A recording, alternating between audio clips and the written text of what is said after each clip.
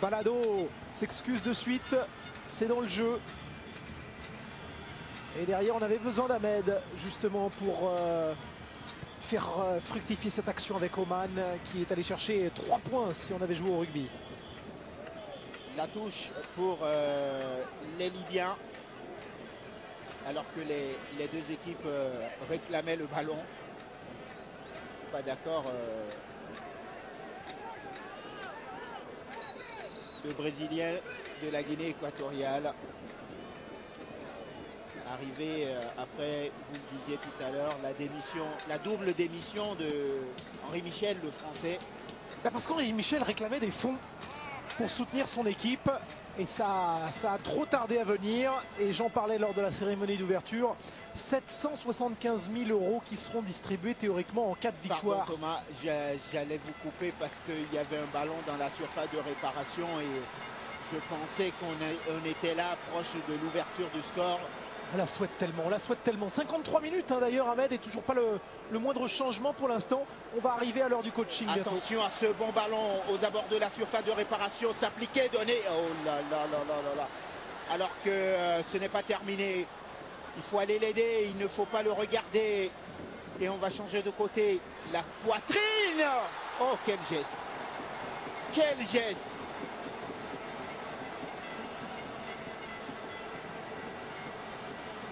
Ah, Thierry Fidjeux, dommage, prise de risque énorme hein, sur ce contrôle de la poitrine. Ce ballon fuit un peu, alors il a la lucidité de le suivre avec cette demi-volée quasi bicyclette. Malheureusement, ça ne trouve pas le cadre. Sur l'action précédente, j'avais quelque chose à lui reprocher parce qu'il a fait une course rentrante écartée et du coup son coéquipier n'a pas pu lui passer le ballon. Mais Fidjeux est comme ça, voilà. Même ses coéquipiers ne savent pas ce qu'il va faire et c'est peut-être ça qui peut créer la sensation dans ce match. Regardez une nouvelle fois ce geste. Alors qu'on a vu Alvarez en grande difficulté tout à l'heure pour écarter le danger. Ah, dubitatif là. Et le premier changement, on vous a entendu. Ihab qui rentre. Al-Boussaifi, Ihab. Premier changement pour la Libye. À la 54e minute, on a besoin de densifier le milieu de terrain, de mettre des joueurs plus costauds. Parce qu'on a beaucoup travaillé dans cette équipe libyenne pour contenir les assauts des équato-guinéens et apporter du sang frais juste à l'heure de jeu, même quelques minutes avant. C'était sans doute prévu, hein. Je ne sais pas s'il s'attendait à jouer aussi bas. Hein. Vous l'avez dit tout à l'heure, la ligne de récupération, c'est les 35 mètres des Blancs. Je ne sais pas si les Libyens s'attendaient à subir un tel pressing. Au niveau de la possession du ballon également, on ne doit plus être de l'ordre de 50-50. Ils avaient sans doute tablé sur la petite pression qu'il y a en général sur les épaules d'un pays organisateur et ça avait fonctionné dès les premières minutes de la rencontre avant que les Équato-Guinéens ne se rébiffent complètement et ne commencent à taper à la porte pour ouvrir et faire sauter surtout le verrou défensif de cette équipe libyenne. Mais cette équipe libyenne tient en ce moment. Combien de temps encore? Allez, on ne parie pas sur la défaite d'une ou de l'autre, hein, mais il va bien falloir qu'à un moment donné, une des deux défenses craque pour qu'on assiste à un but. C'est deux façons de voir le football différentes. Les Libyens ont tous leurs joueurs qui évoluent à domicile au pays, mis à part Jamal à Braga. Tous les autres, il n'y a pas de championnat réellement qui tiennent la route en ce moment en Guinée équatoriale. Tous ces joueurs jouent pour la plupart en deuxième division espagnole, Logroñés, Badajoz, Langreo. On a parlé de la Corogne. Certains au tout-puissant Mazembe qui se retrouvent au dernier moment et qui à domicile, chez eux, veulent faire un sacré pied de nez à tout le monde. Voilà le 20 qui est rentré à la place de Hamed, qu'on avait peu vu. Hein. Hamed qui était censé être en soutien des deux attaquants, le numéro 15, on l'a pratiquement pas vu. C'est Ihab donc qui est rentré il y a un instant. Attention encore à cette frappe qui passe largement à côté. C'est un aveu d'impuissance un peu de la part de Ianga là. Il nous a habitués à mieux. Et oui, parce que on réclame au point de pénalty le ballon chez Palacio. Fit de jeu, il y avait carrément une prise à deux sur lui. Pas de solution pour Ianga et ce tir de trop loin pour tromper qui que ce soit. Les Libyens qui, depuis le début de cette deuxième période, ne sont pas encore allés inquiéter Emmanuel Danilo. Finalement, il n'a pas eu grand-chose à faire, le gardien de but équato-guinéen dans cette partie. Rabea qui rappelait le ballon, mais il ne l'aura pas. Après, c'est difficile de jouer tout seul et il va commettre une faute. Attention à cette frappe! Elle aurait pu surprendre.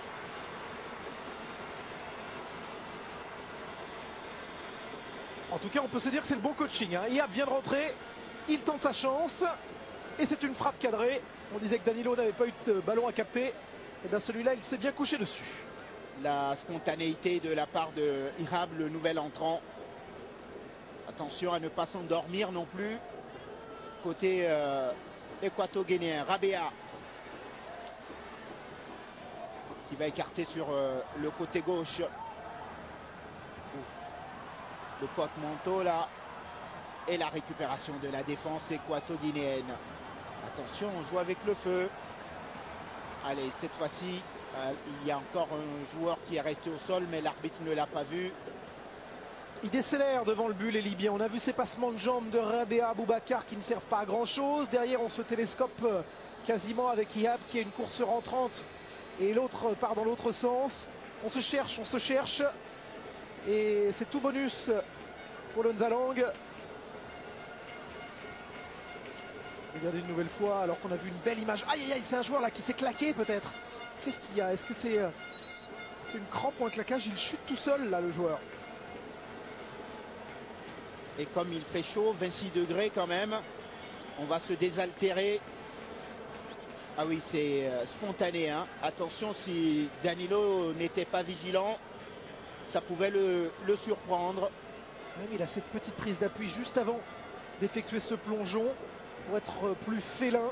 Et c'est encore un ballon superbement bien capté, avec beaucoup d'assurance. Un ballon officiel de cette compétition que l'on appelle le Como et quoi. Ah, coup dur, c'est Walid là qui va quitter ses partenaires. Est-ce qu'il s'agit d'un claquage? Je ne saurais vous le dire d'ici.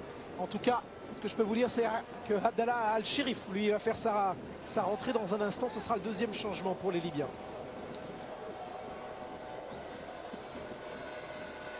Shérif, 26 ans, et qui évolue à El Medina de Tripoli.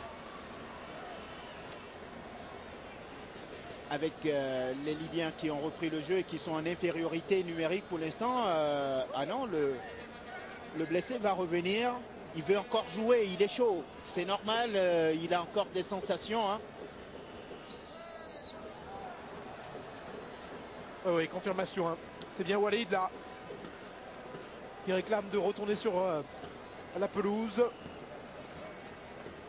Alors qu'on rentre déjà dans la dernière demi-heure de cette rencontre. Beaucoup de contacts, ça se densifie. Enfin, de toute façon, avec Konaté, le petit numéro 14 là, il fallait s'y attendre. On se plaint, un petit crampon sur le quadriceps peut-être. Et c'est peut-être là justement que les Libyens vont tenter quelque chose. Oh, on est loin là, hein, quand même 35-37 mètres je crois. Oh là, oui, largement. Allègrement. Peut-être une combinaison.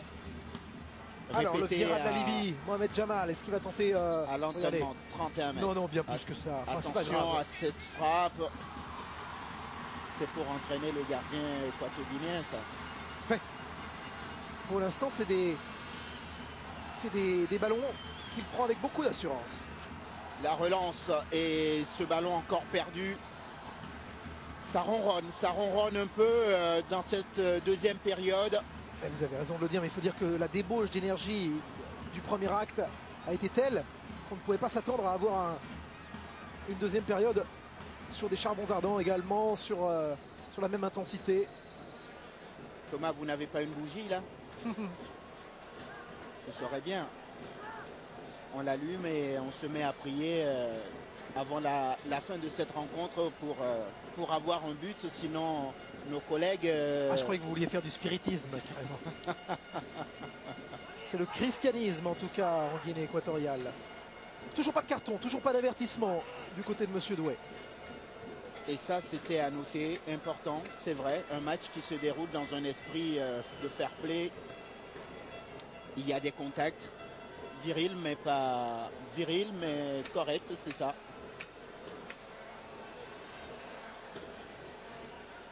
Et on repart encore une fois, interception des Libyens. Il avait bien senti le coup et il s'arrache à nouveau.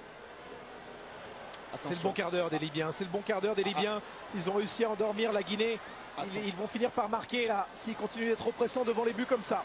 Et les Équato-Guinéens qui ont paru spectateurs de cette action libyenne. Et ce n'est pas terminé parce que cette fois-ci, ce ballon finalement va être récupéré. La touche à venir pour le Nzalang. Ça fait 2-3 fois qu'il y a des milieux de terrain libyens qui viennent couper là ces ballons, qui viennent s'offrir des opportunités devant les buts. Et c'est compliqué. Tiens, on parlait de viril mais correct. Premier avertissement pour Randy Nyanga.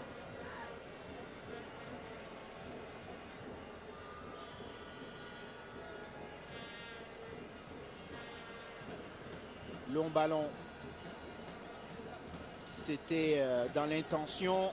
On voulait une fois encore jouer derrière la ligne défensive libyenne. Rabea. C'est étonnant qu'il se retrouve là, Rabea. Il est partout finalement. Nani. Long ballon. Attention, joué à la lutte. Le centre, il faut parler Danilo qui boxe ce ballon.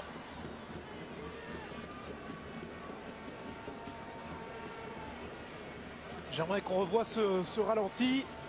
On estime que c'est Yab qui fait la faute. Oui, il y a le coup de coude. Il y a le coup de coude effectivement sur le défenseur. Et c'est peut-être davantage ça que Monsieur Doué a sifflé, cette faute sur Laurence Doué. Un Doué et un Doué. Le dégagement de Danilo, le gardien de but équato-guinéen, mais le ballon a été rendu aux Libyens qui sont mieux dans cette deuxième période, qui ne s'affolent pas, qui jouent tranquillement à leur rythme et qui ne veulent surtout pas subir l'envie, l'enthousiasme de cette équipe équato-guinéenne. Aux Nzalang de ne pas tomber dans ce faux rythme parce que c'est la meilleure façon pour les Libyens d'abord de flatter les Équato-Guinéens avant d'aller leur mettre un but. Atiba. Et on fait tourner tranquillement par Salama. Belrech.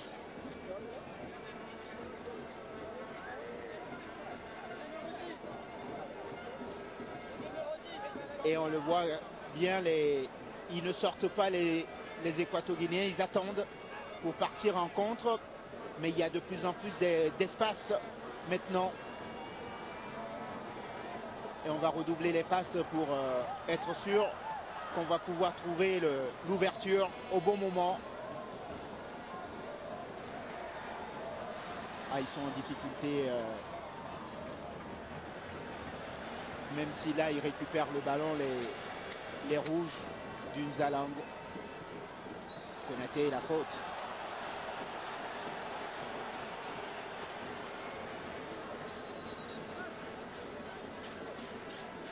Ah, c'est... Younes Shibani face à Fidju. Ah, Walid, regardez, il était blessé tout à l'heure. Cette fois-ci, il va